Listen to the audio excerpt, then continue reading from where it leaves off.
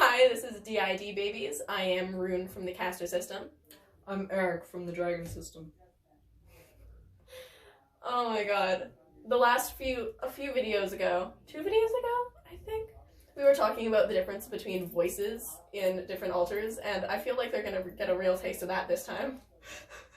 Also, yeah, they're gonna definitely have to deal with the fact that I'm a man in a female fucking body. Okay, so what are we talking about this time? So today we are talking about dissociation, what dissociation feels like, and switches, and what switching feels like, and what switching can be triggered by. So dissociation is kind of when your brain disconnects from reality. It can feel like you're not real, it can feel like the things around you aren't real, it can feel like you're just kind of walking and living through fog or viewing life from inside of a fishbowl. I can honestly say that dissociation feels different between the altars and the way that Ash feels it. That's fair. Because dissociation, like, I know that I don't dissociate very much, especially if I'm not fronting, if I'm in headspace, I don't dissociate, like, at all. But, when I'm out, there's been a few times where I've dissociated, but it's not really been much. It's been like a few seconds. Yeah. But when someone else is trying to switch from me, and that's about it. Fair enough. I dissociate quite often. I dissociate when I'm stressed. I dissociate when my brain just really isn't in it. I am mildly dissociating right now, and my vision is kind of like tracking. It's kind of funky. I hate that I just used that word unironically. Yeah, no, I can't say much for dissociation from my point of view. I know that a few times Ash has said that dissociation for her just feels like she's watching her body from, like, outside of it, like from back here somewhere. She's just kind of watching down on her body, which has to fucking suck. Yeah, it feels really weird. Sometimes I feel like I'm sitting in a movie theater and watching what my eyes are seeing from a screen, like sitting in the back of a movie theater, which, I mean, we actually have a movie theater that does that in Headspace, where you can just kind of see what's going on. We've got something kind of like that.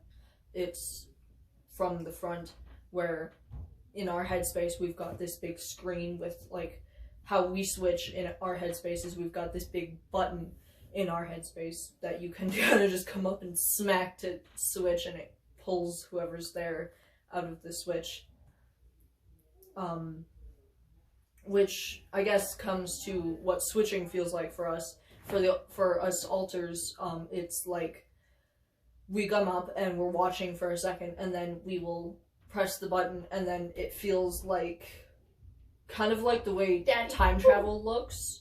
It's that whoosh, and then suddenly we're in the body, and we, like, are just there. I can say that it feels about the same for me, but for me it feels more like, as a host, it'll feel different than altars would.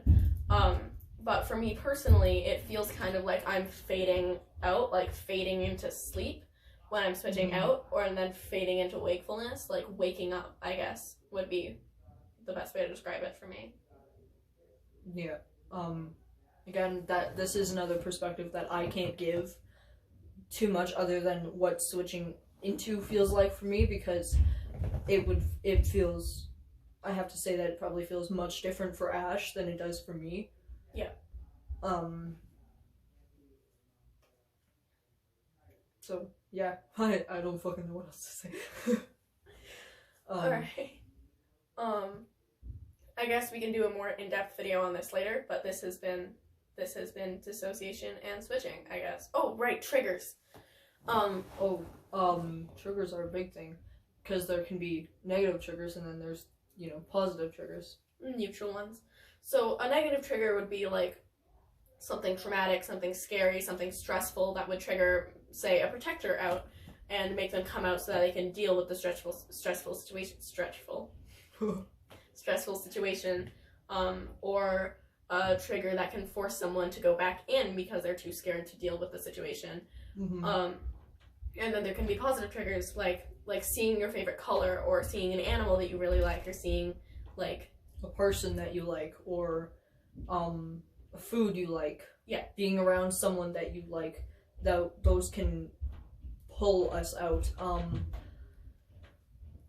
But switches don't happen without a trigger, even if it's just seeing your favorite color. That is a trigger that's gonna pull a switch. Switches don't just happen, they happen because of triggers. Sometimes you don't really know what triggered you out, though. So there's a lot of times where you don't know what it was that triggered you out, but there is something that pulled you out. Yeah. Whether it's you wanting to do something because you see something that you want to do, or it's just you kind of came out because something pulled you out. Yeah. I know that Carl comes out a lot during art classes because we're still in school. She comes out a lot, and because she likes notes, so she'll come out and she'll do classes because she likes taking notes, so she'll see the notes come up and she'll be like, everybody move, I'm going out. And then, not really. She's way too quiet for that. I was like, I cannot imagine Cara No, saying Cara's way too move. quiet. Cara's way too quiet for that, but she'll see it and she'll kind of just like sneak her way to the front and press the button and come out. And then, you want to see someone aggressively come through headspace going, I'm switching out. It's our little Rose. She's so energetic. Oh my god, I can't deal with her. I seriously, no, if she's around, I will just go hide somewhere else in headspace because I cannot deal with her energy. But she will come and she'll like race to the front if she sees teddy bears, if she sees some of her favorite people, she'll come out and she'll just burst out and be like, hello. So not that.